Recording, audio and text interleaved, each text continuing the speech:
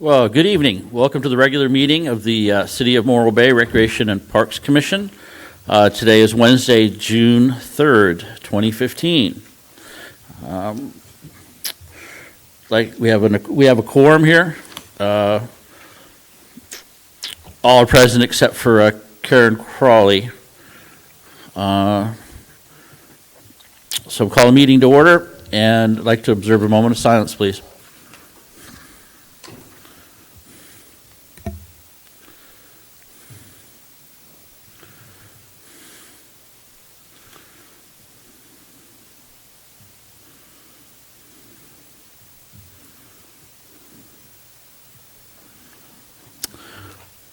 Okay. Hello, everyone. Welcome. Do we have any announcements or presentations? First up on the agenda. None from the commissioners? Morro Bay Bands on the Run last Saturday was a huge success. I'd like to thank the city and staff for their help with it. We were able to raise just under $10,000 for the Morro Bay High School music program. Any others? No? Well, I highly recommend that everyone that's interested go to the Morro Bay website. You can see all the stuff that's going on because it's summer, so there's going to be a lot going on. So now we're going to roll into the public comment period. The speakers have 3 minutes. If you'd come to the microphone and state your name before you start, please. Do we have any public comments?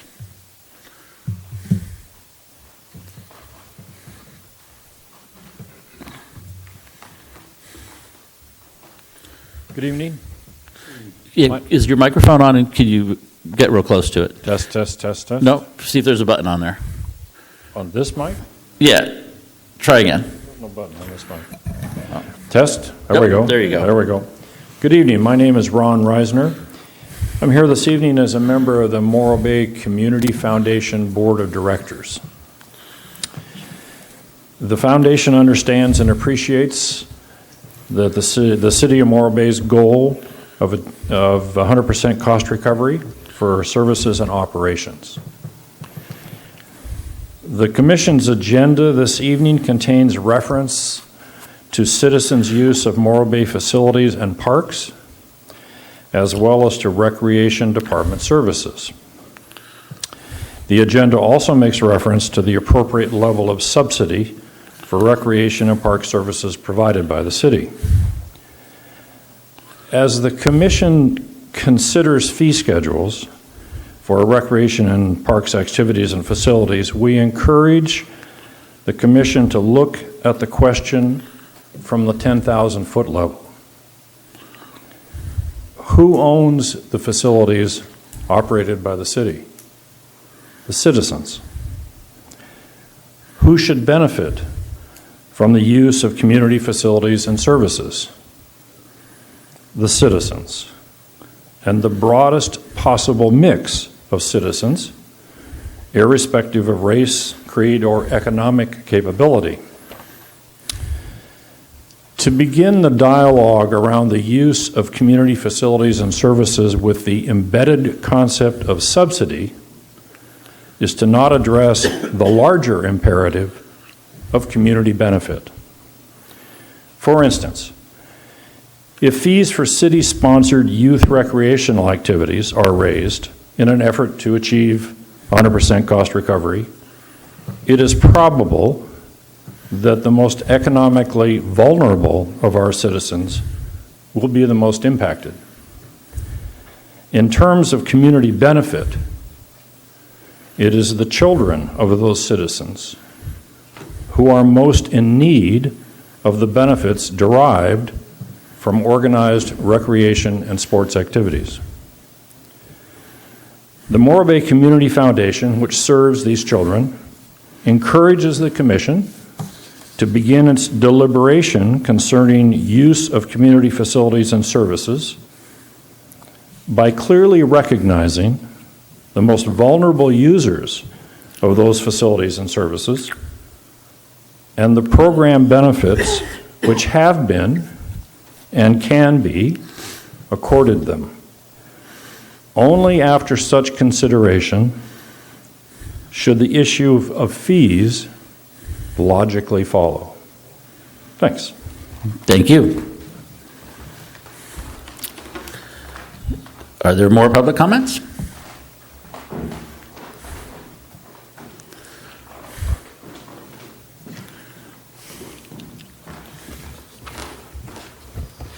Good evening. My name is Jeff Eccles. I'm a resident of Morro Bay and a business owner here. And I have kids in the athletic programs, the rec programs that are put on through the City of Morro Bay's rec department. And I'm also the current president of the Morro Bay Community Foundation. So the Community Foundation exists to help children pay for their activity fees that otherwise wouldn't be able to. So as you guys are well aware, all of us are well aware that those fees can be rather steep. I want to speak specifically to item number D6, and I won't be able to be here then because I've got to go feed my kids dinner, but that's the one that I'm speaking to, your agenda item number D6, which you will be looking at fee subsidies tonight. And I appreciate the good efforts of our city manager and city administration on looking at the importance of sound fiscal policy. With this particular item, because it deals with the children and the rec programs, and that's what the foundation does as well, I thought it important that I come down here and speak with you. Might also mention that I've coached for the last 3 years, and so I've seen firsthand the benefits of our programs for our children in the community. Let me first start off with just a few general comments about our recreation program. A robust recreation program contributes to a healthy sense of community and potentially lower crime rates in our community. In addition, there are many non-revenue benefits, such as building engaged, better citizens of tomorrow by involving our youth in esteem-building activities today. Families are connected when their children participate in recreation programs, fostering a deeper sense of community, belonging, and connectedness to the city. Such benefits are not measured in dollars and cents, yet truly enhance quality of life in our fair city. Such benefits relate to the very essence and purpose of our city's being. So as you meet tonight and deliberate this issue, and as our council will deliberate this upon your recommendations, I would remind you of the actual mission statement of the City of Morro Bay. The City of Morro Bay is dedicated to the preservation and enhancement of the quality of life. There are few things in our community that speak so directly to the mission, the very mission of our city, as our recreation programs. Also, the council went through quite a process earlier in the year to come up with some priorities, a list of 10 of them. Number 8 on there was enhanced quality of life, and one of the sub-bullets underneath that was recreation program improvements. So the council has already recognized the significance and importance of those programs. I'll leave you with the thought that looking at cost recovery versus subsidy with these programs gives us only 2 choices, and it puts the context of the argument in terms of cost recovery versus subsidy. With these particular programs, again, looking at a higher view, I think we can go above that and look at these as actual vital services that create our community and serve the children in our community with financial and non-financial benefits that will continue to carry on for years forward. Thank you. Okay, thank you very much. Do we have any more public comment? No? Then public comment is closed. Consent calendar. Should pull A1 for, may I get a motion to pull A1 for, to approve A1 file? A1 or D1? A1. Approve minutes from, it'd be A1 and A2. A1 through A5. I believe. I move that we accept and file A1 through A5. Do I have a second on that? I'll have a second. Second it. All in favor? Aye. So, okay, all in favor? Thank you. From here, we look at unfinished business, which we have none. We did the public hearings, new business. May I get a motion to accept and file D1? The evaluation of the soccer from 2014? Mr. Chairman? Excuse me, It's going to be sir? a brief staff report on Oh, D1 if you'd like it. brief draft report? Okay, thank you. Maybe we Yes. proceed there then. Thank you. Okay. Good evening. I'm here to present the staff reports for the 2014 Estero Bay Youth Soccer League, the All-Star program from 2014, as well as the 2015 Los Osos Middle School Boys Volleyball and Los Osos Middle School Track and Field. I'm going to start out with the soccer league from last year.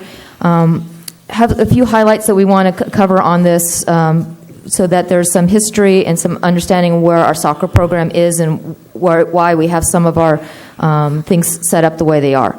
Last year, we had 229 boys and girls participating in our youth soccer league, which was held from August 18th through November 14th.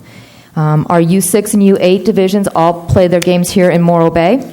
Our U10s, U12s play with Los Osos League, the Cambria League, and the Templeton League, and our older kids also play with the Paso League and Atascadero Leagues. Last year, our registration starts in May. Last year it started May 19th and closed on July 25th, I believe. Between August 1st and September 6th, we registered an additional 74 children in the league. So 32% of our registered after our deadline. The reason why I bring that up is because we had some concern with some parents that not all the children were able to play. We registered an additional 74 children during that time. And the reason we stopped registration so early, even though we don't start till August, is because number one is uniforms. If we do not order our uniforms by the first week in August, they will not be here by the first week of games, because every league in the United States practically starts that same time. We also have to schedule with all these other leagues, and trying to get everyone on the same schedule. We do that in early August so that by the time we get to our first games, everyone has their staffing and their facilities and everything in place. And then the other reason is we do have to register with Cal South, and we have deadlines with them that also incur penalties if we don't do so by a certain date. So we do stop our registration early, and as you saw from last year, we do allow late registration and try to get as many children involved as we can. But this year we will be having to incur a late fee to help cover some of those costs. And we've been trying to instruct our families ahead of time that will be happening to help cover those additional costs. Because every time you order an extra uniform, there's a specific number fee, and there's additional fees for those that come in place. Does the 229 number reflect those 74? Yes, those 74 are included in there. One of the other large expenses, so in addition to having the uniform expenses, because we had the extra late registrations, we also had to order extra soccer balls last year, and again, trying to get those on a short notice do incur additional costs. We also had our sports coordinator, who is usually at all our games, had surgery during the season, and so he was unable to be there, so I was out at some of the games, so we had some additional cost as a result. We did have 32 coaches who put in a minimum of 30 hours during the season to help support our kids, and without their help, we could not do the programs that we do. Let's see, our bottom line was our cost recovery was 81%, with our support costs and staff costs, without including our revenue from the volunteer coaches. We include that so we show what our costs would be if we had to hire coaches. And if we include that gain from having those volunteer coaches, which was over $22,000, our cost recovery would be 154%. But our cost recovery was 81% with that program. One of the other big recommendations that we have for this next year is that because our grass is, watering of the grass is decreased a little bit because of the water restrictions, we will be using a different color field paint instead of the white because you can't see it on the light colored grass. So that might endure a little extra cost. We did look at a cost savings with the school district. We were, with our latest joint use agreement, able to negotiate a rate where we just pay the facility processing fee, and we do not get charged the hourly rate for using Morrow Elementary soccer field. And we're also going to be working on educating our coaches a little bit more, and hopefully we'll be involving the Positive Coaching Alliance that I know that South Bay Soccer is also going to be including this next year as well. Does anyone have any questions on soccer? No? Okay. And then I also included our staff report for the All-Star program. And the main thing I wanted to point out on our All-Star program, All-Stars is an additional program, and because it is an additional program and it eliminates some participants because there is a tryout for it, the participants bear the cost of that program. So any uniforms, tournaments, etc., they're responsible for coming up for that with that money to cover it. We do have an open tryout.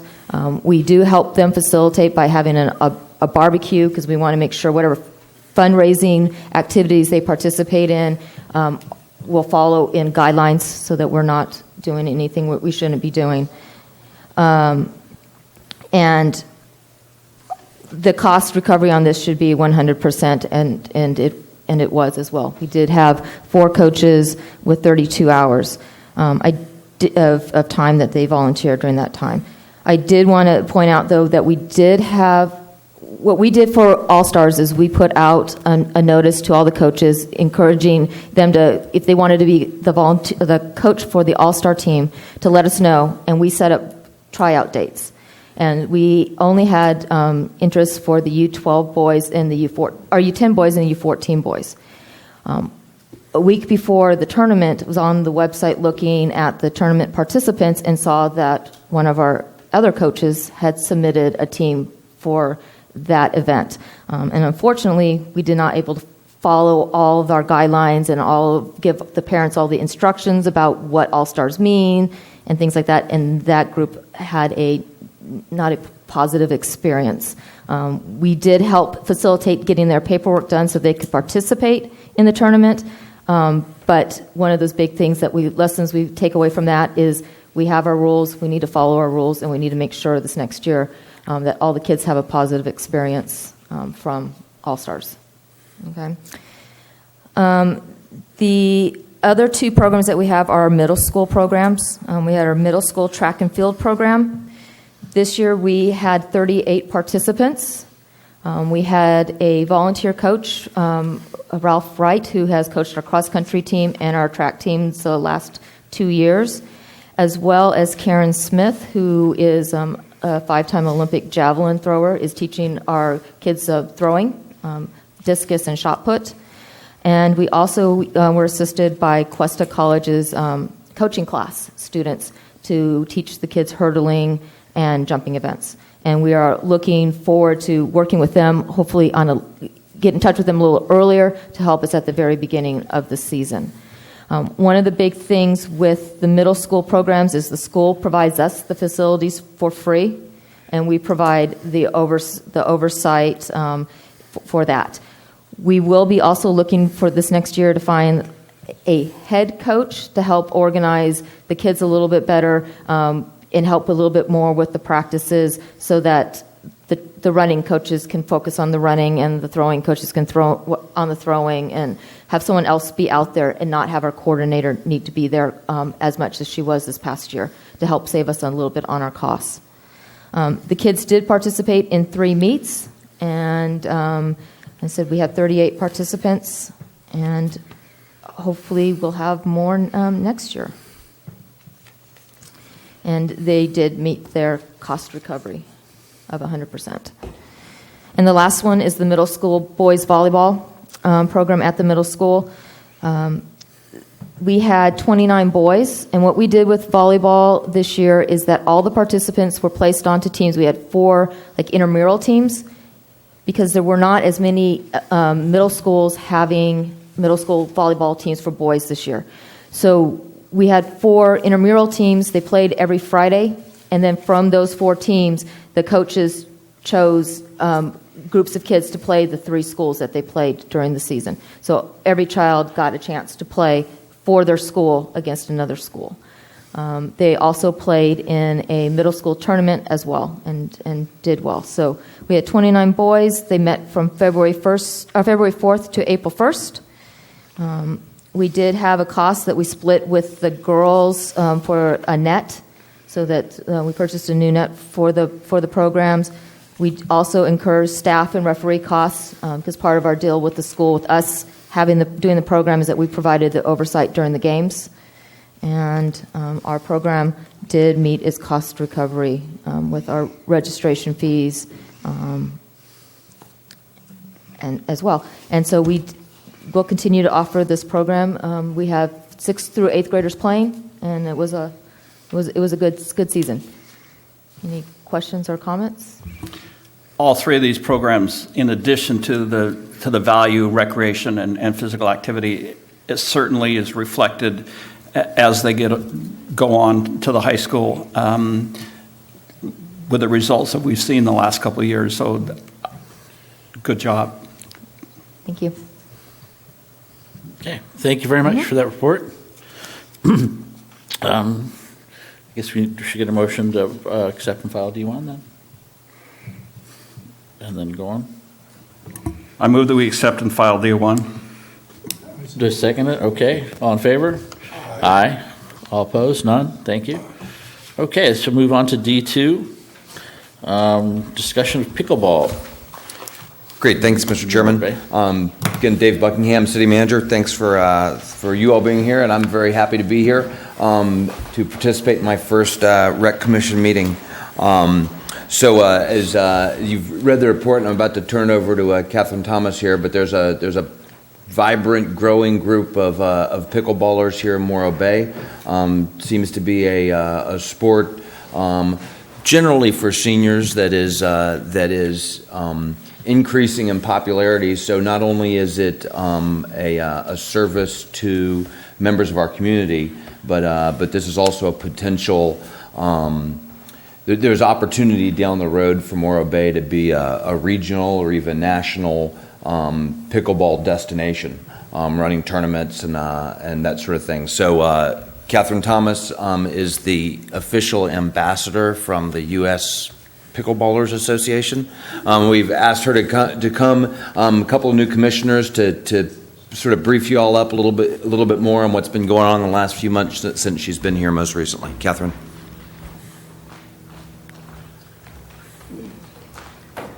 Hi, I'm Catherine Thomas. I'm the USAPA ambassador from Morro Bay. This is my husband, Robert, who teaches the beginners and gets them acclimated to the rules of pickleball. I have some handouts. I actually want to bring you up to date. I was here a couple of months ago with statistics. I have more recent ones through last month that I would like to share.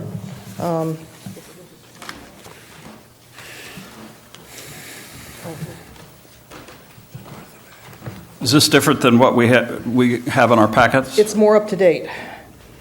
Okay. So I'm just giving it to you to show that the most recent figures, if you notice down at the bottom, we've had 1,898 players come through, 9 different states have been represented, and 2 countries. On the second page, it says that our age range is 6 to 92. However, we did have a 3-year-old out last week, and he came out 3 times. So he's very interested, but he's a little short. But he really likes it, and we're encouraging him. We went from 2 courts in October, November, December, then we moved up to 3 courts. We moved up to 5 courts. We continue, if you look at the average per day, we were getting up to 25 average per day with 3 courts. With 5 courts, we went to 21, 23, 5 days. Yeah, that's what I meant. 5 days, 3 courts. And as of, a week ago, we now have 6 courts. and we've only played on them 2 days. So we filled those courts the last couple of days. We expect that to kind of drop off and go up and down as summer comes and goes, and we get the players from over the hill coming in. We've had 5 clinics. We expect to have on August 19th an all-day pickleball event at Del Mar Park, which will include 4 national champions giving clinics and demos. And that will be advertised to the county, so anyone can come and see pickleball. We've worked with Del Mar Elementary School, and we're trying to set up a program with them, but there's a lot of logistics involved and rules and laws that we've got to get taken care of in terms of insurance and things like that. But we are interested, and they are very interested in getting us set up with them. I think that's that for that. About a month ago, actually in April, I submitted a LEAP proposal. I don't know if you've seen that. I do have copies of it. If you would like a copy, you're welcome to it. It gives statistics both nationally, California, and then SLO County and Morro Bay. And I don't. Do you have this, or do you want copies of it? You have it in your packet. Yeah, I believe I have it. Okay, Thank you. good. All right. Yeah. So that's very important, because it not only tells you what's going on right now, it helps to clarify what our vision is if you decide that that's the vision you want. And my husband's going to talk a little bit about the vision. Okay. Good evening. My name is Robert Thomas. I'm local, Morro Bay. Pickleball presents 2 different issues, if you wish. One is tourism. Do we want to make Morro Bay a destination with nice courts where people can come and play? It has the potential to become very big. Would you rather play in Paso when it's 103, or come over the mountain a 10-minute drive or 20-minute drive and play here where it's 60 to 70 degrees? One of the programs that we're going to push through the Tourism Bureau is came to play pickleball, stayed for lunch. And I think that is a program that will bring a lot of business on Monday through Thursday or Friday when we're playing. But that's a tourism issue. On the other issue is the rec issue. There are lots of programs that people want to talk about for the youth, and I want to talk about one. But we also have to remember that 50% of the population of Morro Bay is seniors. There are not a lot of programs for seniors. This is a program that almost any senior can play, despite the fact that they've blown out their shoulder playing tennis back 20 years ago, or they're afraid to ride bicycles anymore because they're afraid they're going to get hit by a car, or all the other programs. We have, seriously, 75 and 80-year-olds out every day playing. And they're enjoying it, and it's great exercise. I don't think you can find a lot of other things that 50% of the population of Morro Bay has a chance to participate in. Quality of life includes for seniors. Mm-hmm. This doesn't cost them a dime, and there are many seniors in this town who don't have a lot of extra money. We don't charge. We supply the equipment. The equipment has been bought through the Senior Citizens Incorporated. Kathy and I are volunteers through the Senior Citizens Incorporated. The other people who open up and set up nets and everything are volunteers. We're trying to make this something that seniors can do all the time.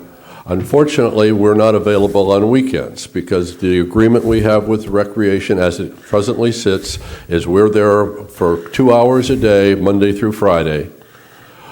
But the rest of the time, basically, it's first come, first serve for roller hockey. Not that I've ever seen anybody out roller hockeying, but it's available. We would like to make it available on weekends. There are 50% of the population that can't be here when we're there, except for in the summer they'll have a chance, but other than that. The youth program. We've talked to the principal of the elementary school, very interested in doing demos. 4th grade we were going to start with because they would be back for 5th grade next year. We wanted to do after-school program. But who is responsible? Is it senior citizens? We're going to teach it. We will take and run the program. I have ex-PE teachers who are more than willing to do it. But Is it a youth program through the Parks and Recreation? Is it a program through the school system? Those have to be worked out. That is something that I can't make those decisions. I can simply say that we're there and we want to take and teach the kids to play it. It's a great sport for kids.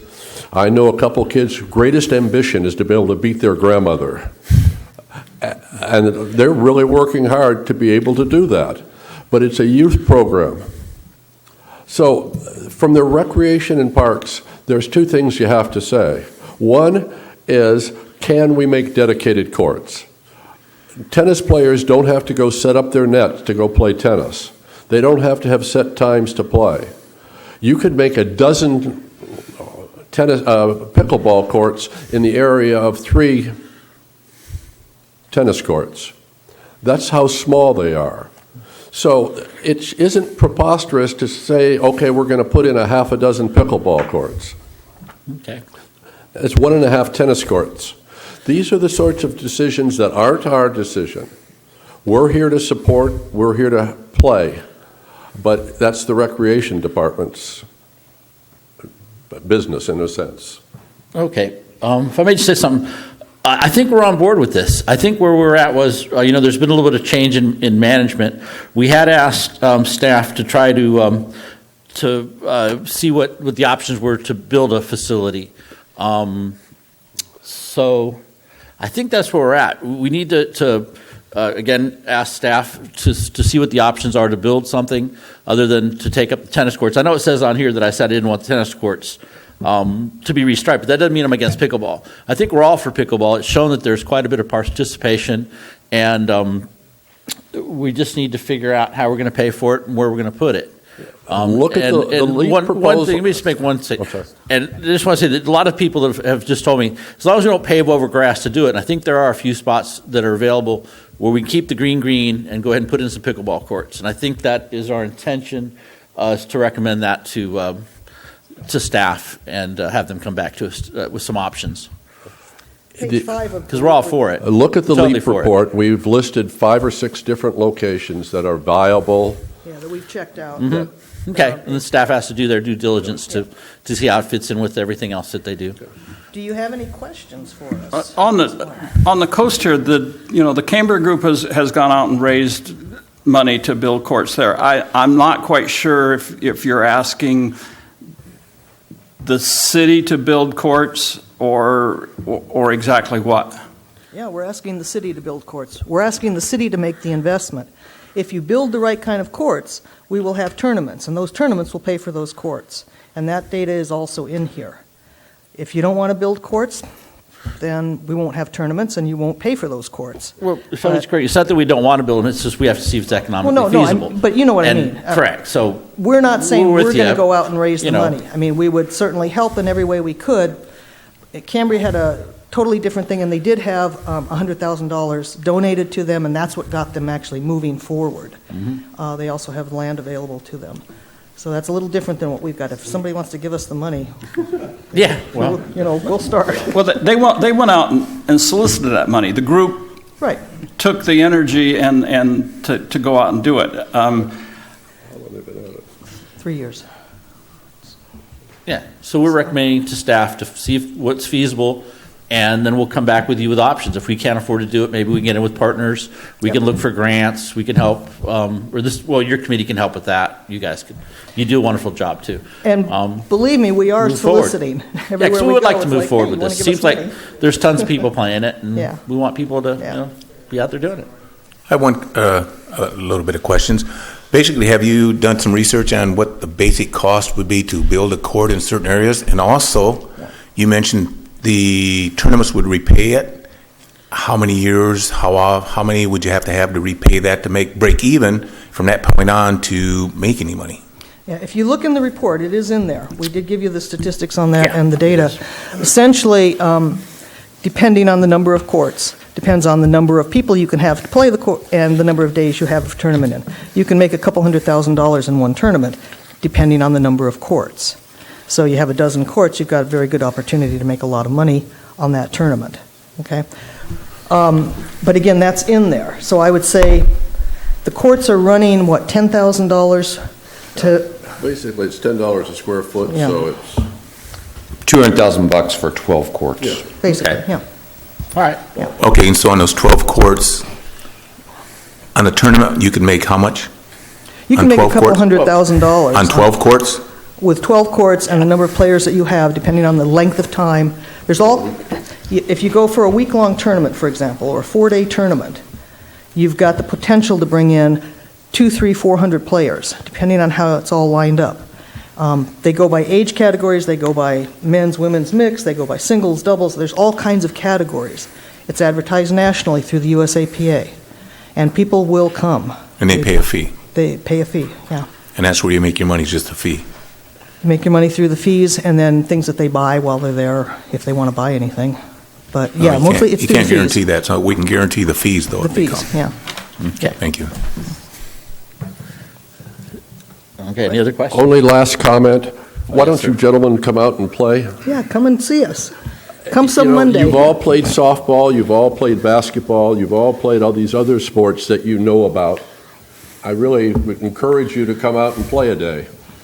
Okay, thank you very much for the invitation. Let me, Yes, sir. I volunteer. I will be there. Good, good. Okay? Okay, Thank you very much. thank you for your time. Mr. Commissioner, I'd like to make a comment or Yes. two. Just a couple things on pickleball. One is that, so there's a number of locations identified in the LEAP proposal that Thomas has provided. One location that has some merit would be the old elementary school. And so we'll work with the school district and see if there's potential there. Hate to pave over grass. Correct. We need those fields for other things also. But we haven't gone out and sort of taken a look and said what can be, what can fit. So that's a location that's also close to the city center, walking distance from hotels and restaurants and those things. So, and one other thing that to keep in mind is that there's always friction between various sports, and so for example, one of the things we're going to have to wrestle through is right now pickleball has access to the courts in the park, is able to reserve those because of their associationship with the senior center for no cost, which means that, and we've just done a good thing, I think, restriped the basketball court so they can play pickleball on that. But now if that gets reserved for pickleball at no cost, then it's not open for open use basketball. So one of the things we're going to have to work through is how do we manage that? Are there designated hours for certain sports only, or is there a reservation requirement? So that's just a couple of things.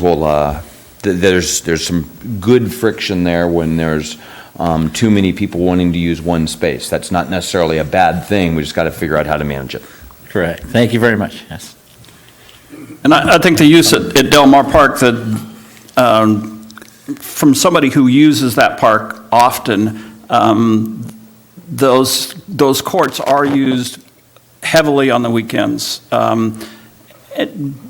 by just drop-in use. Comment was made, no roller hockey. I have seen roller hockey there. They also are playing soccer on that, and a large number of participants of all ages. So we need to keep that into consideration, the overall use of those facilities. Correct. Also, I have a comment. I think you mentioned they get it free. I'm not sure the agreement they have with the seniors to make it free, but then if, say, I want to have my basketball team come out there and reserve it, I have to pay a fee. It just doesn't sit good with me. I don't disagree, and we're going to talk about that in D4 or 5 or something. Okay. All right. So we move on to D3. I think, so looking for a location for the Historical Society time capsule.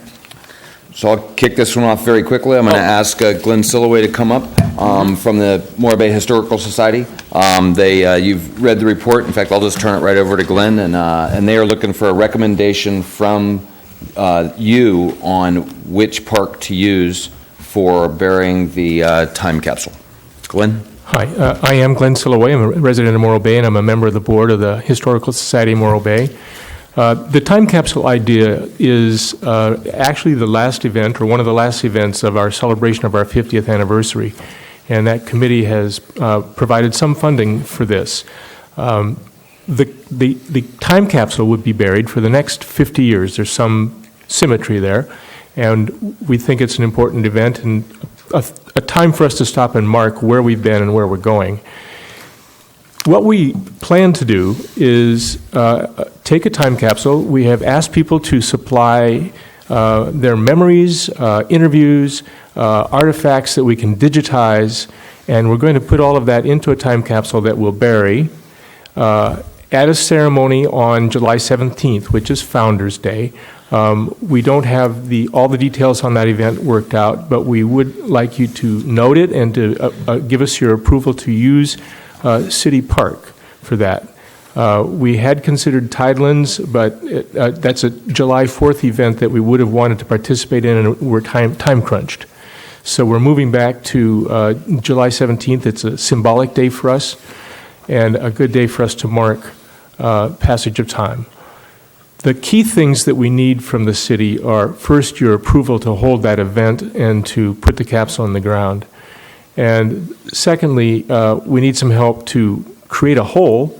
We're recommending a site very near to just east of the flagpole that's in your document there.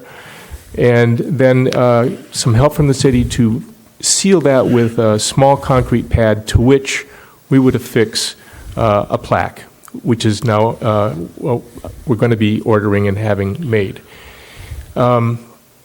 So that's the outlines of what we need from you, some little help from the city to do this, and we will publicize the event and get people there if you'll approve us having it. So. Okay.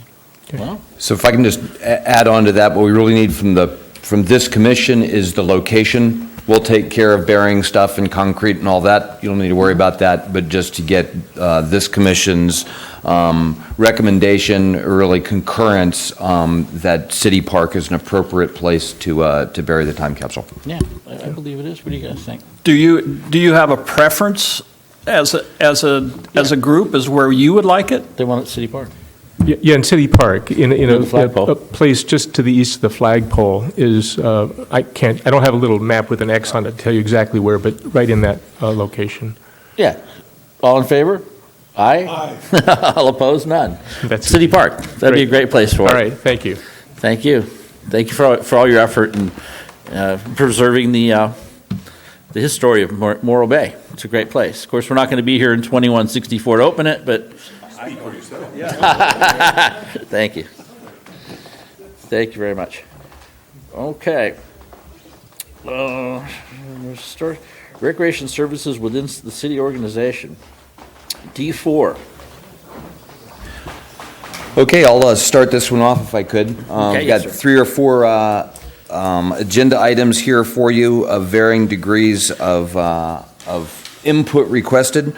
Really, I've got 2 questions for your input on this item, and that question is, or those questions are, what should we call the rec department or group? And second, where should it be organized in the city? So I'm just giving you, those are the 2 things that I'm going to be looking for a recommendation on, but to sort of walk you through it. So I've implemented, as you're aware, several organizational changes over the past 4 months that affect the Rec and Parks Department. One of those organizational changes was moving the maintenance division which had responsibility for maintenance for everything in the city, not just parks. So they did maintenance on this building, they did maintenance, they filled potholes on the streets. I determined that they were more appropriately organized in the Public Works Department instead of the Recreation Department, and so moved maintenance from Recreation into Public Works. And then secondly, as you're aware, the former Recreation Director is no longer employed by the city. So those are two significant organizational changes that really warrant bringing this to you and getting your input. The recent Management Partners organizational study of our city, which the City Council commissioned back in January and was just given to us last week, actually, is an organizational study that compares our organization, our services, that looks at best practices and how we should or could be doing things differently to be more effective, provide better services more efficiently. One of the things they do is they benchmark us against other cities, other similar cities. So they benchmarked us against Pismo, Atascadero, Scotts Valley, and several other cities to sort of do a comparison. What they found of the 5 cities that they compared, only 2 had a standalone recreation department. So sort of the point there is that the trend over the years has in many areas for recreation not to be a standalone department, but to have it be organized somewhere else under another existing department. It's all over the map where it's organized other places. So in Capitola, Capitola has a recreation department. In Atascadero, recreation has been organized under the police department, and the 2 recreation services supervisors have been reporting to the police chief. In Pismo, it's organized under the community development department, and in Scotts Valley, it's organized under the public works department. So that's just sort of for assessment. So that's really background, I guess. For discussion, so I've determined that we will not replace the recreation director. So that position won't be replaced, which means that these fine ladies and Celeste need somebody to give them assistance, oversight, and access into City Hall. I've been doing that very averagely for about 5 weeks, but that's a course of action would be for me to keep doing that. Thus, it's probably appropriate that the Recreation Department is no longer called the Recreation Department. The level of organization in the city is below a department is a division. We have the maintenance division, we have the water division, we have the sewer division. So that might be an appropriate designation.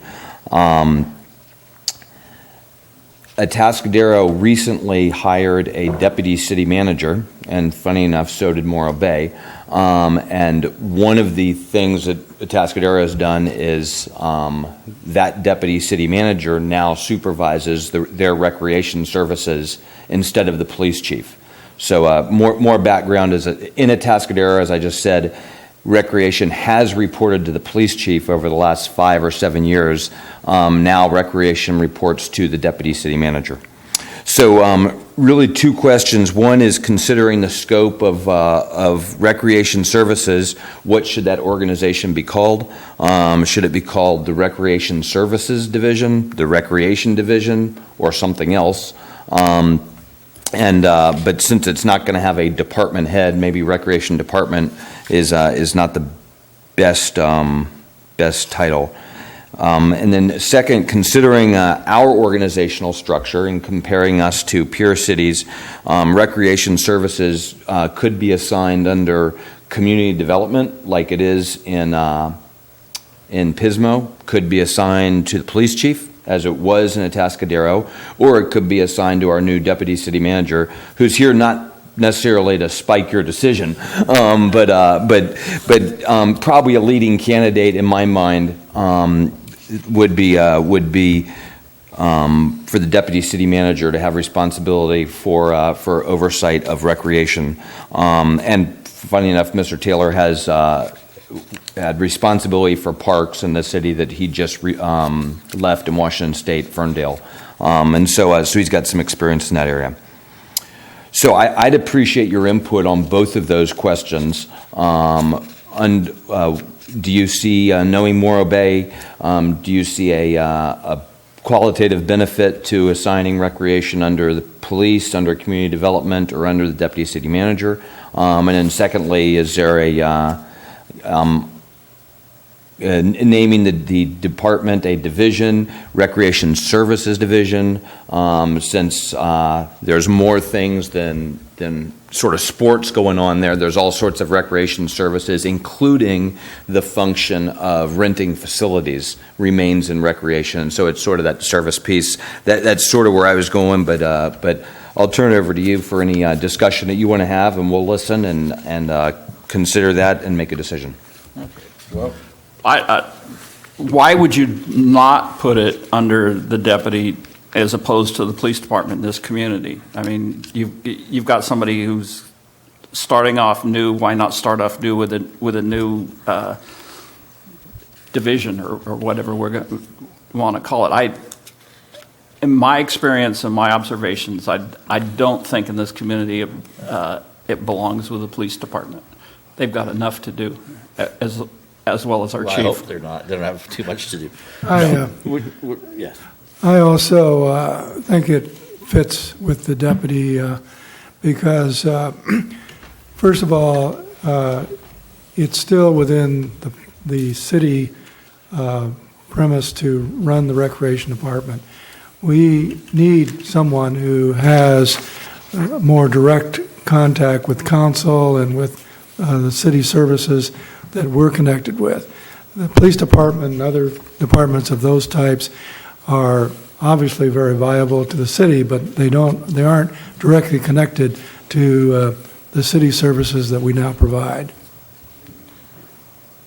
Okay. And what I've read and heard, the deputy city manager's some responsibility is community development or economic development, and why not use our wonderful recreation facilities such as pickleball to forward those ideas? Okay, so how many in favor of the deputy city manager? We can. So. I just have a couple questions. For one thing, not to put you down or anything, but I'd like to know exactly what are your qualifications. I know you went to Ferndale, but Ferndale is not that big a city, right? My wife was from Washington, and it was, but I want to make sure, because to be in charge of a department, you must know something about the department and understand the function and the workings of the department as far as getting out in the neighborhoods and communicating, talking, which I know you have an expertise in the promotional end of things. So I was just wondering, as far as actually recreational background, could you kind of run that briefly so we know exactly what we're doing? Thank you so much, Mr. Swain. So my background is for the last 4 years, I was both the city clerk and then the assistant city administrator for the city of Ferndale, Washington. It's almost 13,000 people, so a little bit bigger than Morro Bay. Very similar sized budget. It just so happens that in Ferndale, the maintenance of parks happened to be under the Public Works Department, and that was something that happened about a decade ago. And then the recreation aspect of it really was a public-private partnership process. And so I was overseeing those partnerships with various groups. My department handled all facility rentals within the parks, and then we coordinated both city events and then private events within those parks, and then really worked heavily to kind of partner with local groups such as the YMCA, the Boys and Girls Club, to provide various recreation, as well as some other nonprofit groups. Along with that, I was also the director of Human Resources. I was the risk management director for the city. I managed the website, communications, did the city council meetings, and so I wore a lot of hats, and so I'm very much used to doing that. So my position here in Morro Bay as the deputy city manager currently is I manage the city's IT division. I do economic development, all communications in the website, and I suppose one other piece could be potentially recreation, again, kind of the way I was doing it in Ferndale. Okay, thank you. Based on what I've heard so far, sounds as though you've got very, very good qualifications in terms of being well-rounded, interfacing with many organizations within the city. I personally feel you would be an excellent candidate for that position to head up the Recreation Division, and you certainly have my support. Okay, we'll take a quick vote on it then. Because, we can always change it. We're just recommending the city council. We're not making a law here. Okay, so how many vote, all in favor of the young man? Microphone. All in favor of the city manager heading this up for now? Aye. Aye. Deputy city manager. Aye, all in favor. No opposed. And for the name, Parks and Rec Services, sounds good. Anybody have anything better? Parks and Recreation Services. No recreation What? services division? No division. Oh, you're making up a Division. It's services. It's a little, it doesn't have to be a division, right? It's services. Does that make sense to anybody? Parks and Recreation Services. So one Is that, pardon me? actually, I didn't think about it in this action item. It comes up in the next one. Oh, sorry. Well, no. In the question of whether to continue to call it parks. And I'm going to ask you in a minute if you should be the Rec and Parks Commission or just the Recreation Commission, and to get your discussion on that. Same thing for this, and it does not have to be that the commission name and the division name are the same, but the responsibility that recreation has, I'm sort of saying it already, has for parks is actually quite limited. Almost much of what they do are in our parks, but just but much of what they do is also in the community center and other buildings, and so I'm not sure that I'm going to refer to this group as the Recreation and Parks Services Division or Recreation and Parks, but just as recreation, because that's their primary task. And frankly, I want to keep them focused like a laser on providing exceptional recreation opportunities here in Morro Bay. So, But the facilities, I mean, what we're going to be talking about next is a big part of that, because the recreation facilities for our programs are one thing, but recreation facilities for an outside group, are you saying we're not going to be part of this division, or? So the Public Works is responsible for the maintenance of all of our facilities, whether it is a building, a street, or a park, and everything in it.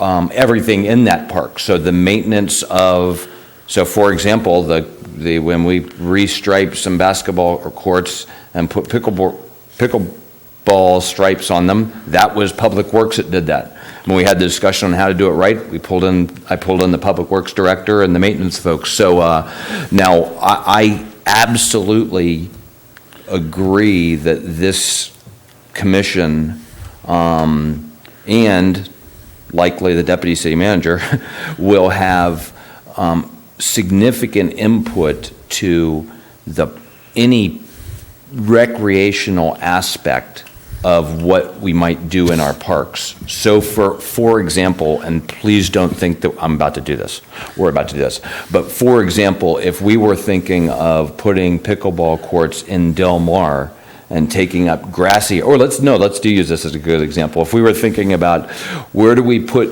pickleball courts, we would come to this group like we did with what are the options? Where should we do this? Should we do this in Morro Bay Elementary, or should we take away all the tennis courts and all the basketball courts and the hockey rink and make it all pickleball? That would come to recreation, because that affects recreation.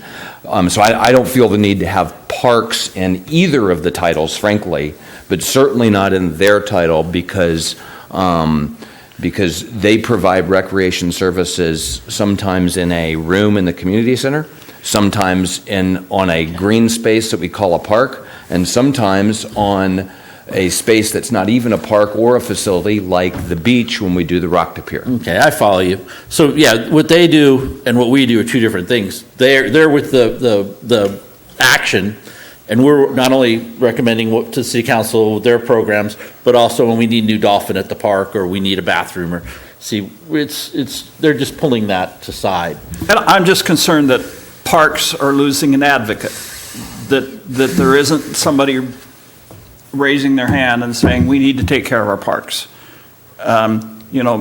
Public Works will say, yes, this needs to be done, but I'm concerned that the community is losing an advocate for parks. Well, but perhaps, if I may, perhaps we get a report from Public Works as to the physical state of the parks, if there are things we need to look at. I don't know. There's got to be a way to work this, I'm sure the assistant city manager will. When we get to the next report, you've just, and I honestly have come here wanting to hear this discussion and to get your input on these decisions. So this is really good. And although I left I'm going to ask for some guidance in the next report, based on what I just heard, my sense is that you need to remain the Recreation and Parks Commission or board or something, but have parks in there for that advocacy purpose. Correct. I hear that. Okay, yeah, that's what I feel. Yes, sir. One of the concerns that I have is that the users of the park, the pickleball group or the youth basketball program and so forth, they will look to us as being the people they need to see when things need to be facilitated.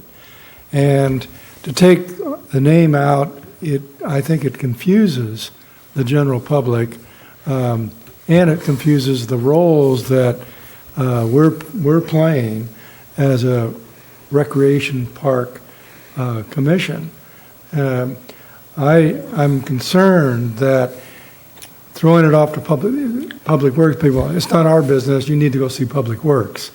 I don't think that's the way we ought to relate to the community. We're the recreation organization, division, or services, whatever. And I believe that the people using the park will come to us. And we need to have a voice within the Public Works, a connection with the Public Works organization to get those things done. Okay, yeah, I agree. But I think what's going on here is the people that are physically responsible for the programs should be Park Services, and we remain the Recreation and Parks Commission of, the same duties. We look at the parks, we look at the structures, we look at the maintenance, we look at the budget, we make recommendations to City Council. Because that's what we do. We basically try to filter this out so the City Council has less, and has a more focused goals, or whatever we call them. We're on the right track? We're on the same page with you guys? With yes, staff? so, and I heard you use services, recreation services. Yeah, recreation services that would seem like an appropriate title for the people that are actually running the recreation services. Right. Can't come up with a better word I'll for sort it. out if we're going to call it Rec Services Division or Rec Services, but I appreciate that. Okay, good. So I have one other, it's kind of a little off to that a little bit, but just since you've taken a lot of our maintenance and put it into the Public Works, I'm just kind of concerned about, I've been on other park and rec departments, and every so many years you have to let the soil, let the ground go, or, rehab it more or less to keep playing baseball on it or something like that. Is a public service department going to be up on all that? Because, when we go to break meetings, that's some of the topics they bring up, surfaces to use and how to control those surfaces. So are we going to be sharing that with Public Works? Are they going to go to those meetings, or how is that going to transition into maintaining, not just keeping it clean, but also keeping the ground playable? I think those things are going to be shared between the Public Works Advisory Board and the Rec and Parks Commission. But both have input. And so if we, for example, if we had the opportunity to put artificial turf down in Lila Kaiser as a water saving measure and as a maintenance measure, I would seek out both this commission's counsel and the Public Works Advisory Board's counsel, because both are important. So, from one perspective, I guess, so using this example, if we're going to put in a new super playground, this commission I would think would have lots of great input on the design of the, what things are suitable for what ages, where it goes in the field, whether it's got whales that you play on or roosters or whatever.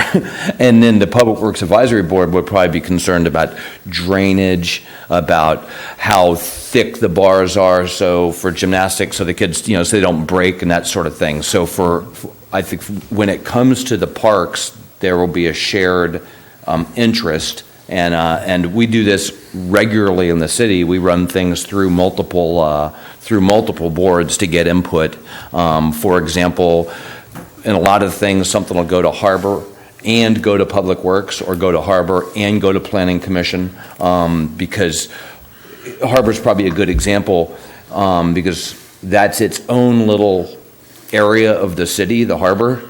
Sort of like a park is its own area of the city. So if we're doing something that has planning impacts, but in the harbor zone, it'll go to Planning Commission and Harbor. And same with things that affect the parks. Many of those will go to you and to the Public Works Advisory Board. Okay, I think some of what I'm hearing is that the commission's a little worried about the maintenance and such. Who's going to be looking after it? So I know the Public Works goes to each park practically every day to check on the restrooms and clean them and stuff. So do they have some sort of a form to check off if they see things wrong? How are we going to keep up with it to make sure without a director that somebody's actually checking every park every day to make sure it's safe and maintained properly, or if there's issues that need to be brought up?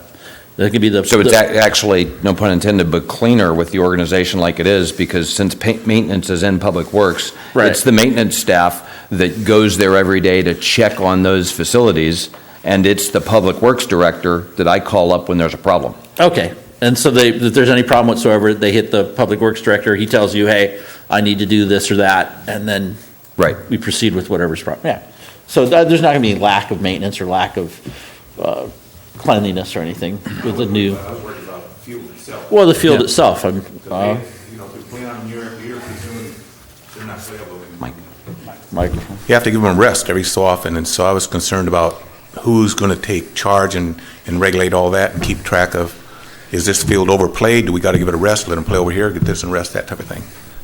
Well, I hear you, and I'll say that I had the Public Works director in my office this morning talking about grass and how much water we need to keep on the grass so it doesn't die completely, so we can bring it back when we have water again. And so he is very attuned to those things.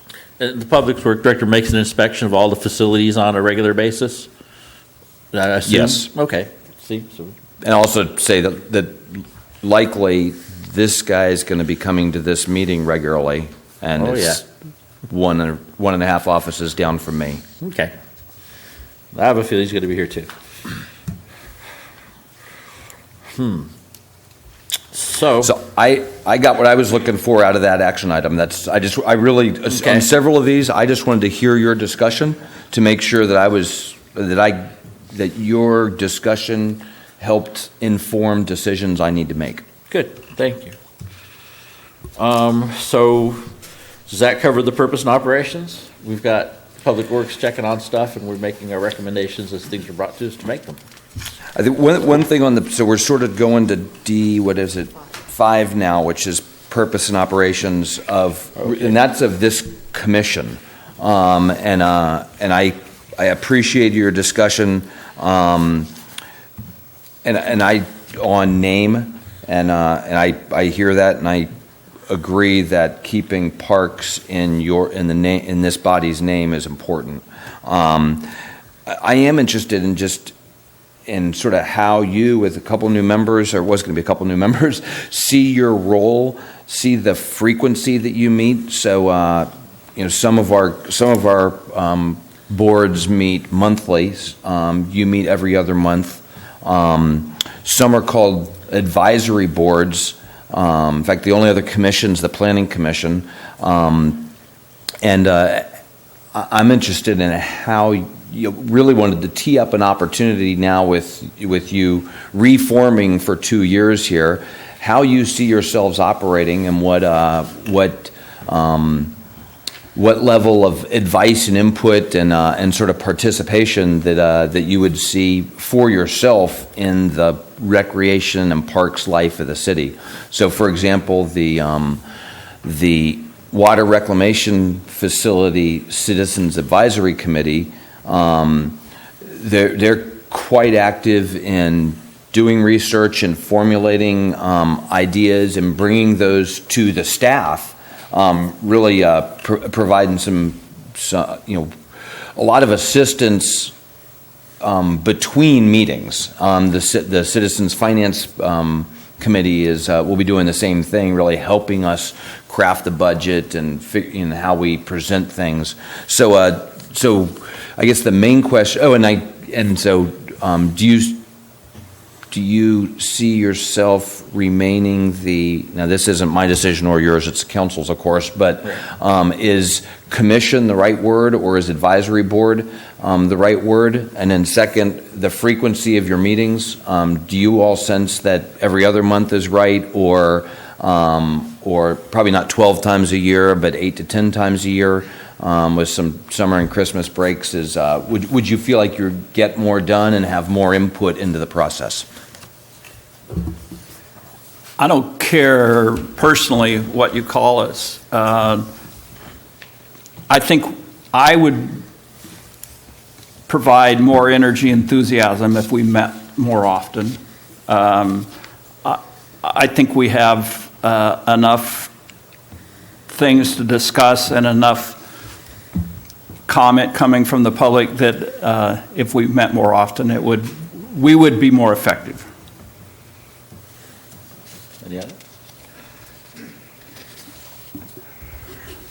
I agree that meeting more often, I would think, would be appropriate also. And also, I think we live in a community where the concept of recreation is extremely important. And I think that the reason I applied for this position is because of how I feel about the importance. And so I think what we do here and how often we do it, and the interconnection with staff more often, probably would be worthwhile to the citizens of this community. Yeah. I do have a question based on what's... It says here that the Harbor Advisory Board meets 10 times a year. The Public Advisory Board meets 6 times a year. How does that work for them, 6 times a year? I mean, I'm not sure I understand how it works. Well, I'm saying they're already at 6 times a year. Does that seem to be effectively working for them versus bi-monthly? With they're meeting They meet 6 bi-month. times a year, They meet 6 times a year, right? The Public Works Advisory just Board. like we do. That works okay for Public Works. Frankly, sometimes there's months where we wish they met a little more frequently. sometimes there's months we wish they didn't meet as frequently. But also, I would say that while all of us are concerned about the condition of the streets, generally, citizen input into the condition of the streets is just make the streets better, okay, quick. Whereas citizen input into recreation and parks might be more, there might be more nuanced and more complex, like the issues of pickleball against tennis, against basketball, and which park at what times, and so I agree with Mr. Cox. What I heard is that the importance of recreation in this community. There's a lot of we'd appreciate your input perhaps a little more frequently. Okay, is there a minimum number of meetings we have to be a commission? There's no minimum? Is there a way to flex it then? Could we say we're going to schedule 6, and then as workload requires, we could have more? And also, I'd like to bring up the fact that once a year we used to do a parks tour. I'd like to continue to do the parks tour, and I'd like to bring the volunteers like Morro Bay Green and all the people, that volunteer their time to help make these parks what they are, to come with us on the trolley. We do it once a year, and we just ride around and just, see how it's going and get to know those people, which is good for all of us, So when they have suggestions, we know that they can do what they're saying they want to do or whatever. Sure. You know how it is, So I don't believe there's set minimum. There's the council handbook that you approved on consent tonight directs what is probably the minimum number of times. It says that this commission will meet 6 times a year. It says other commissions will meet more frequently. I'm bringing this to you, and I said that it's not my decision nor yours because that is a council direction. But as we, there's no question in my mind that should this body say, we'd prefer to meet a little bit more frequently, maybe 8 to 10 times a year is the right number, then the council will be fully supportive of that. Okay, I'm for that. I feel, especially, we're kind of, I don't want to say turmoil, but some changes going on in I think we should meet more often just to stay in tune and afloat of what's really going on. And like Tay was very informative of who's doing what. And until then, people ask me, I said, I'm not sure because we don't have a meeting for another 6 weeks or whatever it was. So I think we should have more often until we really maybe smooth it out, then maybe we can go back to 6. But I would like to have a few more right at the moment to stay on top of things. Okay. I wouldn't at all be opposed to increasing the amount, say the 6 to 8 year. 8 plus 1 trolley day? Plus 1 trolley day, because I think it's very, very important that we are all kept abreast, and especially hearing information from staff, which we don't always see in correspondence. Okay. So, yes? Under the bylaws, it's supposed, what we agreed to, do we have the ability to call emergency meetings or? Well, that's what I was saying. Could there be a That's way to what- work it in, schedule 6 and then flex in a couple when? That's what I'm asking. Yeah, Is like I that- said, yeah, is schedule that 6 and viable? flex in a couple when there's more workload. Okay, I'm good with that then. Could we propose that then? Does that make a decent proposal? Schedule might- 6 might- and then have room to flex in 2 more plus our park tour? I'd rather Schedule 8? make it a schedule so I know what's happening. 'cause, Right. my schedule too changes a lot, and if I know exactly where I'm at, then I can make my schedule so I can make the meetings. Okay. So I'd rather schedule them. 8? You may want to consider doing what Harbor does, and that's having 10 meetings a year, and then if we scratch Thanksgiving one. and Christmas. Right, so probably, I think it's none in, you don't have one in December, you don't have one in July. And then we can see how that goes, and there's as we work through the handbook, I don't think any of us are going to get fired if we say, we really don't need a meeting. in June, and we cancel that one, or in March, or Okay. something like that. So, but having a more frequent schedule as the standard, and then flexing down from there might be the way to go. I agree. That sounds good to me. All in favor? Aye. Aye? All in favor, not opposed? But it's another democracy when I'm here. Right? We're in favor of 10 meetings, is that what? Yeah. Plus the trolley night. Yeah. Well, it's That'd probably be one of them. our perk for being here, is to go with the community people. Okay. Okay. So, does that cover D5 well enough? Yep, that's great. Okay, D6, fees, subsidies, cost recovery. Now, from what I've seen, we mostly make all our cost recoveries. And we do have in place,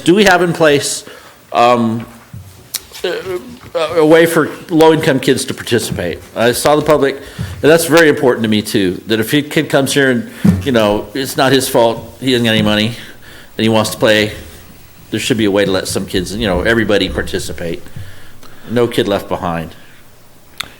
So the discussion of these last two items is linked, but we don't have to decide on either of them tonight. The first one, which is the fee subsidy discussion, really I just wanted to cover for a few minutes so you could ask a few questions, really get you thinking about it, and then at your next meeting in July, we were supposed to meet in May, June, July, next meeting in July, to have a fuller discussion of this and get some recommendations from you.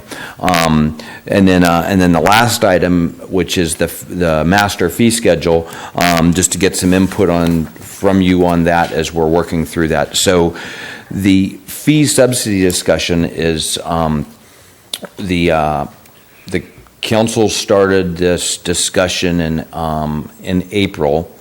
And there's some areas of city services where there's not a whole lot of debate, frankly, that the city needs to get full cost recovery. So, for example, if you're going to build your own house, not many of us think that we need to subsidize you in the building of your house. You need to pay the full price for a planning permit and a building permit and all those things. However, there's several areas of city services where there is certainly, as we heard during public comment, very important community benefit. But still, and recreation would be a great example of that. But still, there are all sorts of recreation programs. And so the basic question is, what is the appropriate level of subsidy for the various services provided by the Recreation Department, provided by or managed by? So let me just step back one step just to make sure this concept of cost recovery and subsidy is set. And I appreciated the public comment, and there was a little bit of a sense that we shouldn't really talk about subsidy when we're talking about recreation or something, but we need to talk about this somehow. So if it costs the city $100 to provide a specific service, let's say a recreation service, then if the city is only charging $70 for that service, then the city is subsidizing that service $30, right? So if it, and we don't even have to use a recreation example, but if it costs $100 to have an inspector come inspect something at your home or at your business, for example, and if we're only charging $70 for that, then that means effectively we're subsidizing the other $30 because it's costing us. I'm paying an employee $100 to come do that. Where does that subsidy come from? That comes from the general fund. And where could that subsidy go? What could it be used for if it wasn't being used for that $30 subsidy? It could be used to pave streets. It could be used to have a bigger subsidy in another program. So, for example, if we were subsidizing planning and building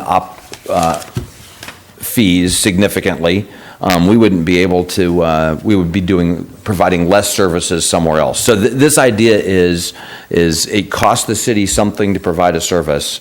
Full cost recovery means we're getting all of that money back from whoever is using that service, which is generally a pretty good way to operate, because generally most people want to pay for what they use and not pay for what they don't use. However, in recreation, especially when it comes to recreation programs, especially, there's some level of subsidy is appropriate, because there's a community good. But it's important that you wrestle with this, because while subsidizing kids club might be a very appropriate thing, first question is, at what level? Subsidize it 10%, 50%, or 70%? But so if subsidizing kids club is a good thing, what about adult basketball? Is that the same community benefit for 20 guys who want to go play basketball on Wednesday evening, in which we have to rent the school gym and do various other things to provide that? Is that the same community benefit as kids club or as the teen center? And so we're going to want your input on which of the programs should be subsidized and to what level, and which shouldn't be subsidized and to what level. So I hope that's really this issue to wrestle with. I will say that we have one of the things that we need to do in the year and a half or two ahead, we'll see when we get to it, is to do a better estimate of what it really costs to provide different services, and to start our cost recovery model with the best possible estimate of what it costs to provide a service when you calculate all the different things that the city has to pay for to provide that service, not from the very obvious things like paying the referee at the soccer game, to the less obvious things like maintaining the field and paying for the insurance and all of those things. And this is not a drill in wanting to increase revenues on the backs of a recreation service. It's simply knowing what it costs us to provide services, so that we can then we can set the subsidy level correctly, based on what the benefit is to the to community for those. The public comment today was both from the Morro Bay Community Foundation folks. Great service in our community. So if you and that's really, you could almost think of that as a second subsidy, or I'd call it you call it a scholarship already.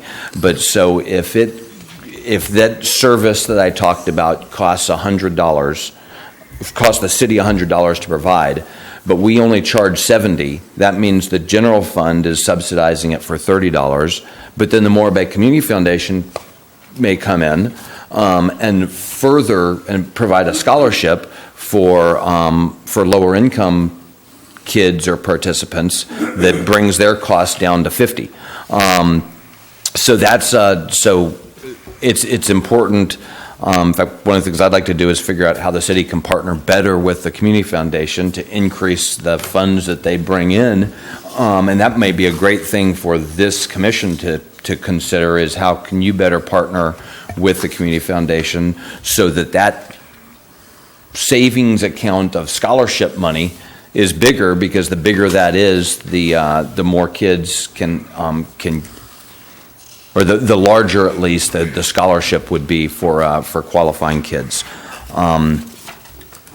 So a couple of the questions that we'll be asking to wrestle with are, what's the appropriate fee subsidy level for the various youth programs, for senior programs, for adult programs? Mr. Swain, you asked the question earlier, and I said we'd get to it in one of the later items. So the city's memorandum of understanding right now with the senior center,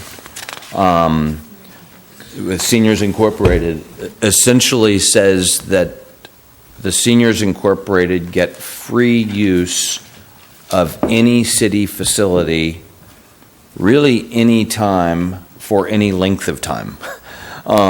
It doesn't spell out in that detail, but the way it's written and the way it's applied, that if the Seniors Incorporated, they don't pay to use this room, they don't pay to use, it's not just the senior center, those rooms up in the community services building, it's any facility, parks, this room, anything. The way the MOU is currently written is that they're not charged for any of that. Since pickleball has associated themselves with Seniors Incorporated, pickleball is benefiting from that agreement. So it puts us right now in a position that ain't great in my mind, and that is that. And believe me, I'm asked pickleball to come tonight, and I support what they're doing, and I would love to see us be a regional, national pickleball destination. I think that's great. But also, because of this relationship with Seniors Incorporated, pickleball can reserve the courts at Del Mar Park for free. They essentially rent them for free, but for us all to go play basketball there. If we showed up and they had it rented for free, we wouldn't be able to play basketball. But if we wanted to rent it to play basketball, we're going to talk about that next, but we'd have to pay $50 for a half a day to rent that. So that MOU is probably something else that we need to take a look at and get your advice and counsel on, because that situation is a little discordant, I think. So fee subsidy level for seniors, for youth, for adult programs, really the city puts a fair amount of money in staff time into senior programming, and there's no recovery from that, what the things I'm saying shouldn't be interpreted as anything other than providing really upfront information so we as a community can wrestle with it and figure out what's right. So I'm not at all saying that is wrong. It's just I want us to make an informed decision on what the right level of financial support to all of these various groups are, because the tendency is otherwise you really don't know where the money's going and you're not prioritizing things, and we need to do a better job in the city prioritizing,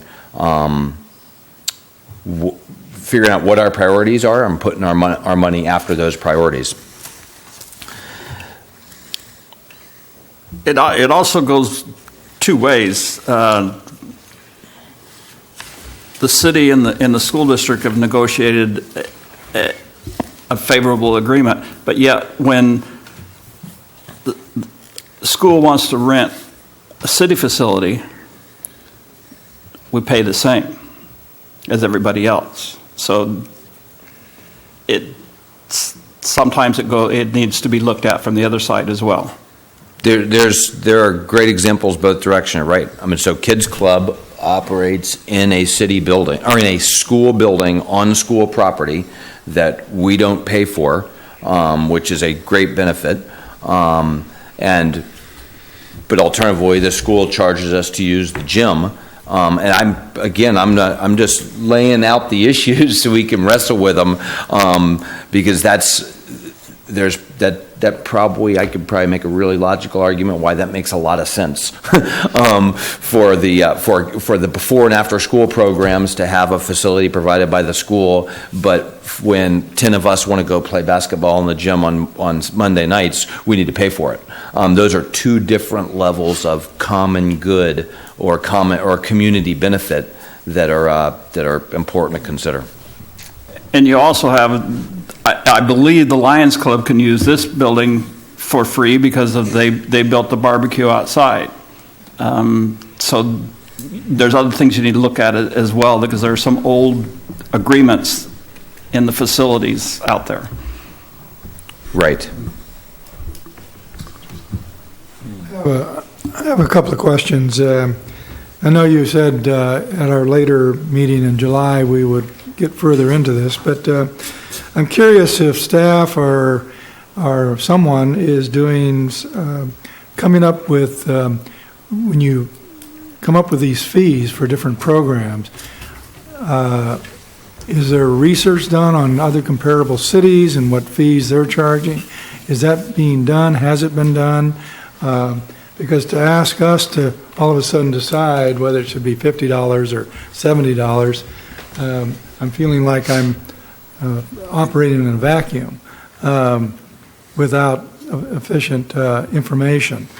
So on that level, I'm assuming I'm getting some nods from individuals. There's really two facets to that question. So yes, they assess what it costs to provide the service. Look around and compare that to other communities to make sure that it's about appropriate.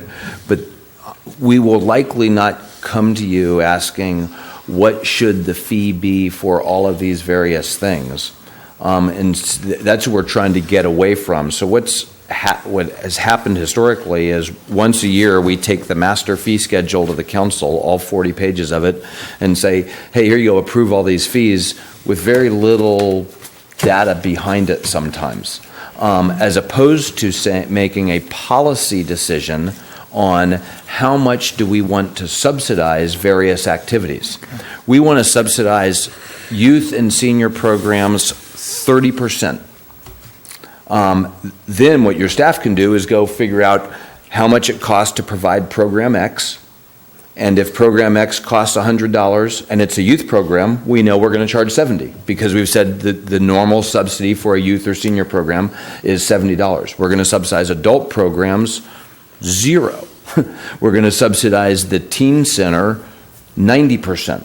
And so I hope that we don't bring to you regularly, let's go through this list of 40 different programs and set the dollar amount. Instead, we'd like the policymakers to set a policy, and then that's why we need to do this good work, like you said, Jeff, on what does it actually cost to provide the service, and then subtract the whatever the appropriate subsidy is out from that, to be able to set our fees.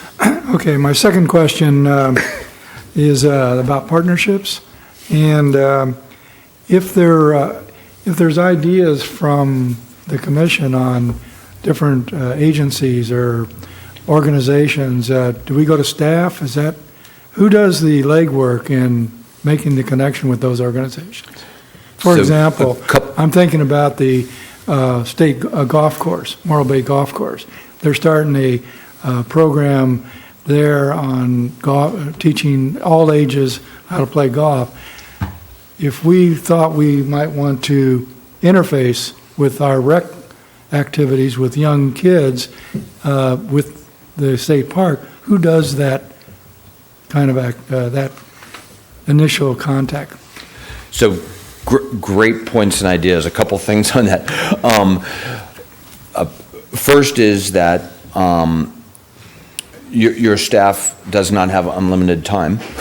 Let me say first that I love the idea of what you just said. I know many of us do, and that is that partnerships with other organizations to provide services are a good thing.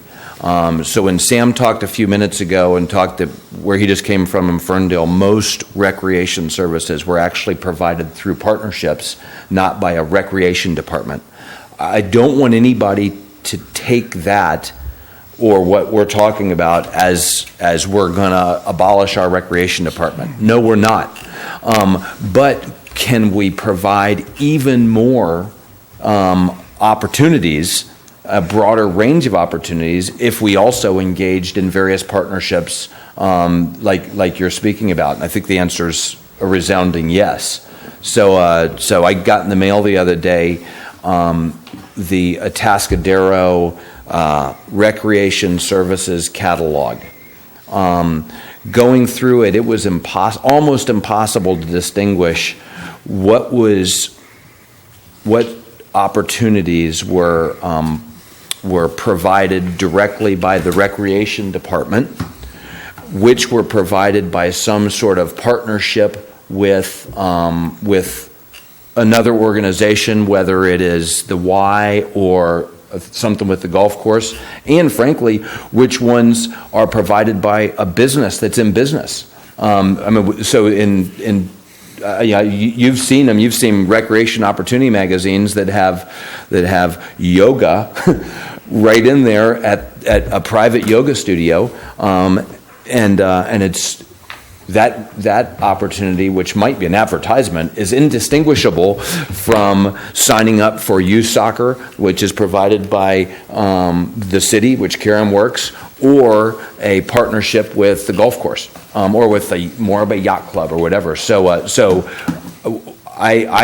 that's the direction we're headed, is to make that more seamless instead of sort of to have one place you can come and find out of all that. Addressing your proximate question of who does that work. So these two in Celeste are the entire Recreation Services Division in Morro Bay, and it will likely be Sam after I wake up in the morning and think about what you all recommended, and what other ideas I have. He will probably wake up with a task tomorrow morning, but he's got a number of other tasks too. So he is not going to be the recreation director. He's the deputy city manager with responsibility for several things. So what am I getting at? It goes a little bit to my question in the previous agenda item of how active do you want to be?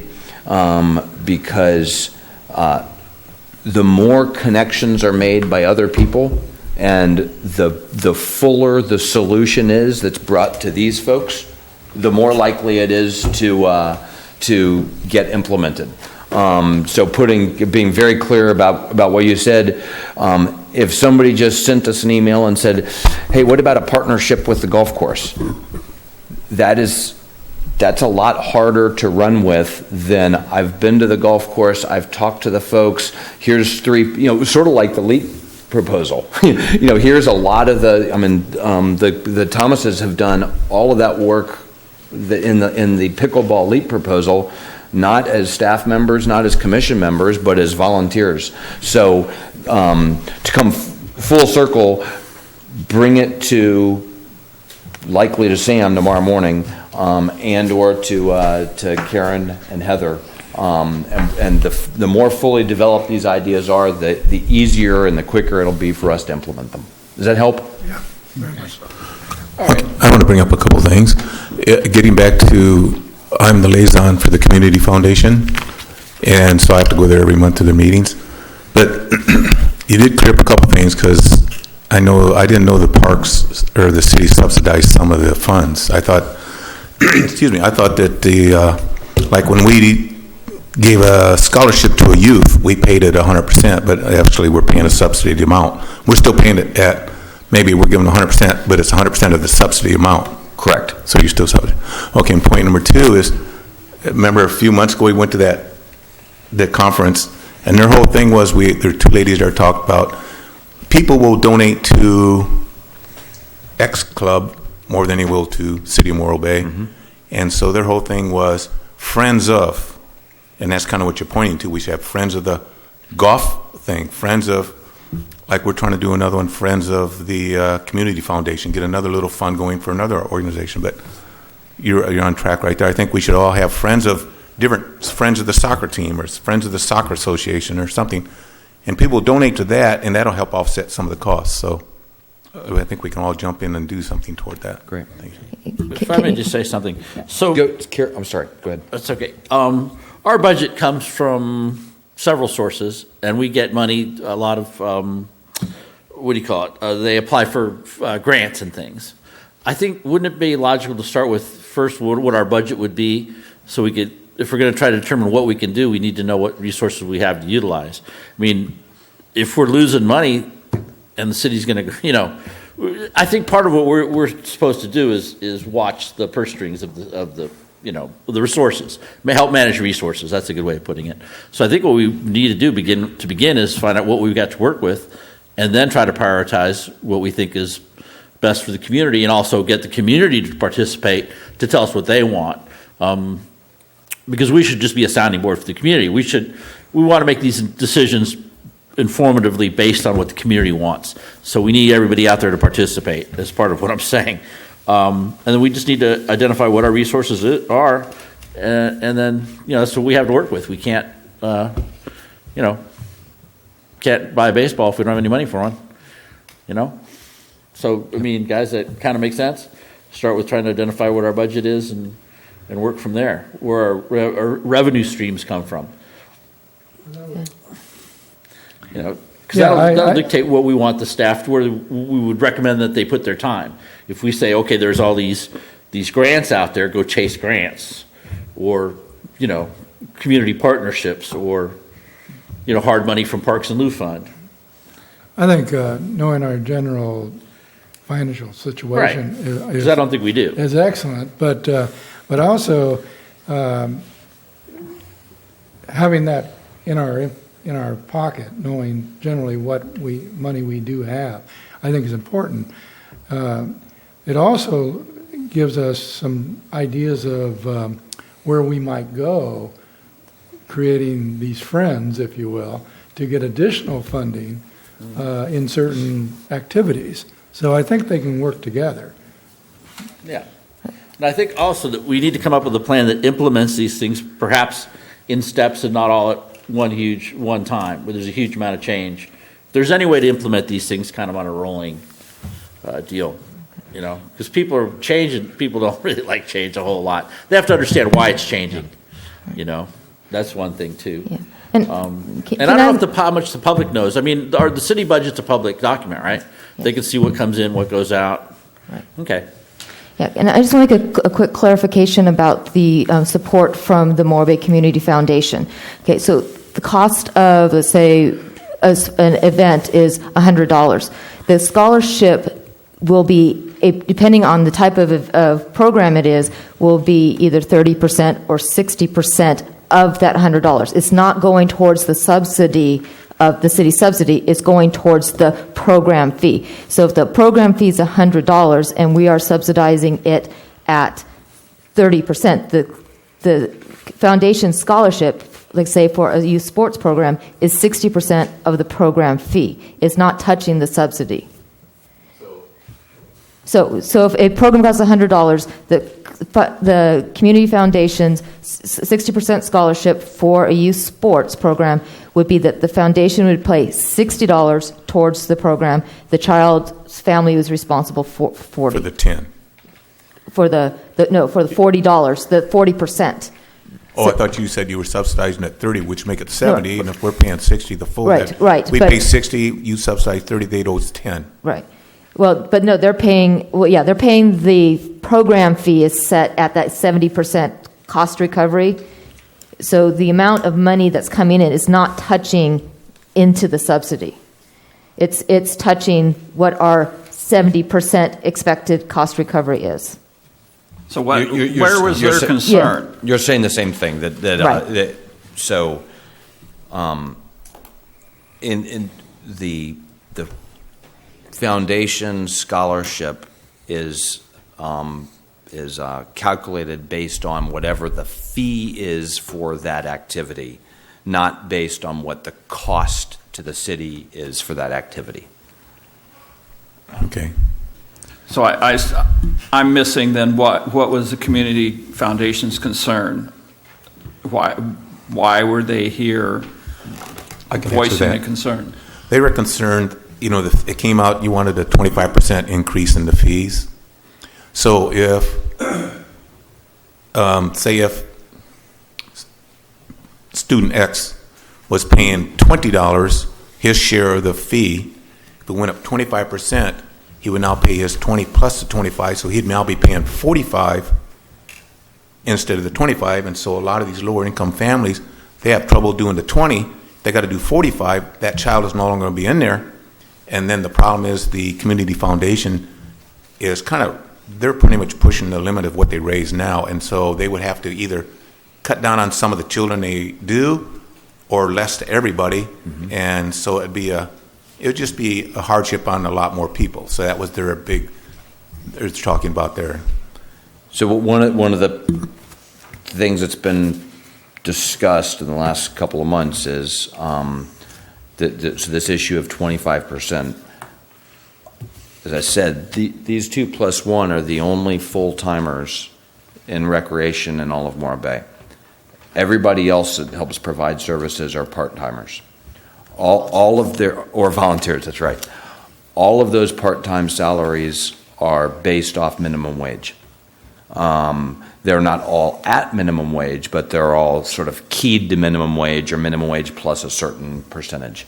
On the 1st of January, so in 7 months, minimum wage will go up another $1, and that will be a 25% increase in minimum wage over 18 months. So it went up $1 in last July of 14. So 1 year ago it went up $1.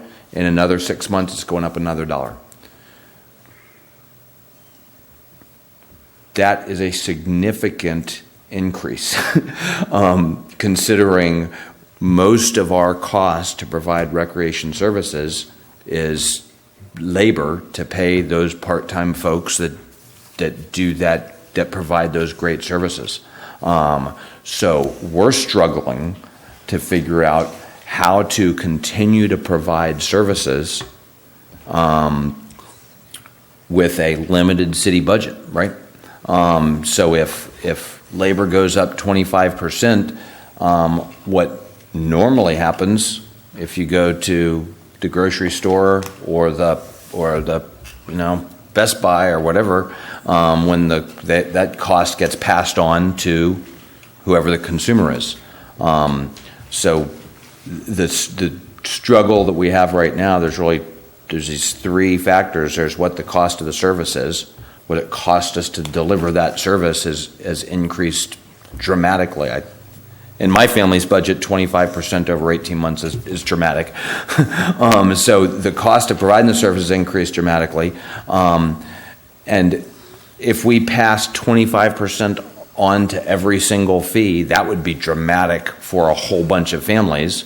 But if we didn't pass anything on, then that would be pretty dramatic for the city's general fund budget, because that means that our subsidy might have gone from a 25% subsidy to a 45% subsidy because we didn't increase fees when costs increased substantially. So that's the challenge that we're working through right now. Since you asked a minute ago, if you're a glutton for punishment, you can go watch the city's 5-hour budget study session on 20 May on YouTube. If you're just a minor glutton for punishment, you can, and actually this, I shouldn't really say that because this would be useful. So at the council meeting next Tuesday night, the primary agenda item is to adopt this year's budget, and I'll be reviewing our budget hopefully in less than 5 hours. But the key takeaway that I'd give you is that right now revenues in the city meet about 75% of what our requirements are. So we simply don't have enough revenue in the city, and please don't take away that I think that we're going to close that gap by raising recreation fees. This is a separate discussion completely, but I just want you to know, so right now, but this is why we do need to have a very clear discussion of what our priorities are. What are our priorities do we want to subsidize adult basketball? Do we want to subsidize youth basketball? Probably one, maybe not so much the other. But for example, right now, if all of our streets were at an acceptable level, pavement condition index 70, if all of our streets were there, they're not. But if they were, it would cost us $1.5 million a year to keep them there, just to do the normal maintenance. Right now, we have a budget of about $500,000 a year for streets. What that means is we are only meeting 1/3 of what we require for our streets just to keep them in the cruddy condition that they're currently in. So what that means is our streets are getting worse and worse every year, not better and better. And so we're sort of having this clear-eyed discussion across every part of the city, from Public Works to Recreation to Harbor to the City Council, on where we are, and then doing the appropriate prioritizing. And that's what we're going to be asking you to do in Recreation, is to prioritize the various services that we provide. And one of the things we're going to ask you to do is help us prioritize what the right subsidy level is for those services, so we are subsidizing the things that should be, and we're not subsidizing the things that shouldn't be or that we can't afford to subsidize. And so this is going on across the city, so that we're making these decisions sort of clear-eyed. We have the facts out there, and then we can make good priority-based decisions. For example, the good news is we fund our fire department and our police department at 93% of their requirement and 95% respectively. So we've already prioritized and said, hey, our fire and our police are more important than our streets. At least we've got that correct. We sort of want to do that across the whole city and make sure that we're prioritizing all of our services the way that we all want to based on the importance that we all have for them, or that we all place on them. I wanted to take a moment to remind the Commission that the department already has a tool that was established many, many years ago on cost recovery. So it wouldn't be like creating the wheel, actually. It would be great if they had the document right now where it outlines certain programs, their cost recovery set at certain percentages. So we look at a program that is like, let's talk about open gym that's for adults. That is established should be 100% cost recovery. But then you look at other programs that there's Commission has established, City Council agrees, that are a larger community benefit, such as the Teen Center, where its cost recovery is set at about 5 to 10%. So you already have that tool to work with. And over the years, the Commission has taken the opportunity to readjust those programs, maybe move the programs around within their category. So I thought that was really important for you to know that, you wouldn't just be picking numbers out of a bag, so to speak. Thank you. I just want to say, men's adult football or basketball, 200% recovery.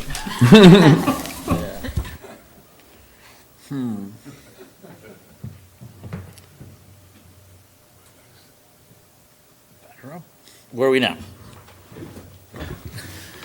I think we're about at the end. We're about to the end. No, it's so we have one more item here, but which is the master fee schedule for this coming year. We're working on it sort of in draft form. We want to simplify it a little bit. Probably the most important point for you and for anybody that's listening is that the master fee schedule for recreation doesn't cover any program fees. It only covers rental fees of the various parks and facilities. So other cities have their program fees in their master fee schedule. We may or may not do that someday. We're not going to get there this year, but we don't have to do everything this month. We won't leave something for you to do in the years ahead. But so the one thing we are looking at is simplifying this a little bit. Right now, there's sort of three categories of rental fees. We've called them permit fees, and that's confused at least me and maybe others. So we say that there's a I'll just say that we're working through this, and we'll bring this back to you in July as well for your input. But we want to make sure that we've got I guess to one of the points that was made in public comment, which was good.